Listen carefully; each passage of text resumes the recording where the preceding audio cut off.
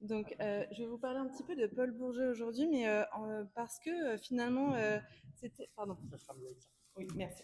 Je vais vous parler un petit peu de Paul Bourget aujourd'hui parce que finalement, c'était un auteur qui était prépondérant sur le site commercial eBay, pour le nommer, notamment donc, les cartes de visite les plus nombreuses que j'ai trouvées.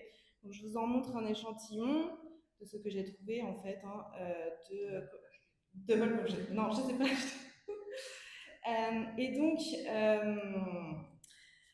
sur ces quelques cartes de visite sélectionnées, j'ai été frappée par le fait en fait qu'on avait une variété en fait typographique et que donc il y avait une sorte de présentation de soi qui variait par cette variété typographique et ça en donnait une certaine idée. Je me suis quand même demandé si on pouvait dire que cette typographie était emblématique d'une personnalité.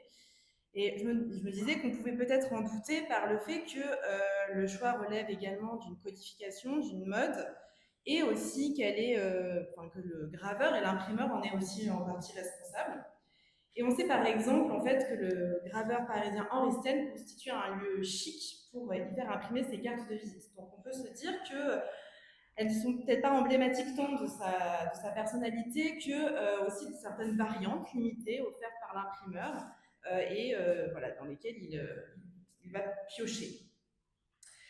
Alors si on poursuit du coup cette hypothèse d'un usage commun, on peut relever que Paul Bourget ne déroge pas à un code répandu sur les cartes de visite de distinguer la police de caractère de son nom et de celle de l'institution de l'Académie française. L'usage est de proposer, selon des codes classiques, à l'Académie selon des codes classiques, et qui entre en contraste avec le nom, qui lui offre une typographie plus moderne, plus étroite, au contraire, l'Académie française va plutôt imiter l'écriture liée manuscrite. Cet usage qui distingue le nom de l'institution littéraire peut être retrouvé aussi dans une autre carte que je crois que tu as enlevé de mon PowerPoint parce que certainement il y en avait trop. Enfin, en bref, c'était une carte de François Mauriac qui avait aussi ce même dispositif de distinction des deux typographies.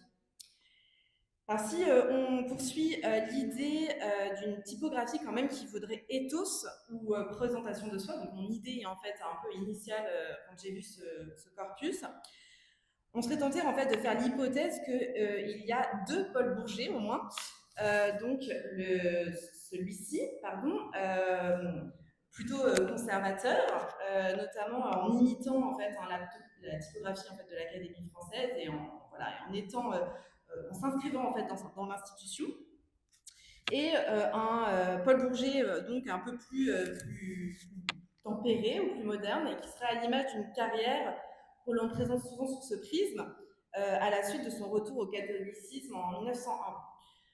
On peut également penser en fait que cette variété tient de ces deux lieux de résidence. Donc ici vous voyez en fait la lieu de résidence à Hyères.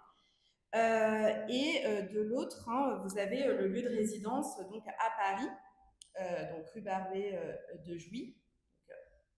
Donc, ici, en fait, vous l'avez aussi, la typographie du lieu de résidence parisien. Donc la carte aussi serait peut-être la vitrine aussi d'une cartographie qui distingue deux états en fait de l'écrivain à Paris et en province, dans son séjour plutôt laborieux et dans son séjour estivant, on pourrait dire.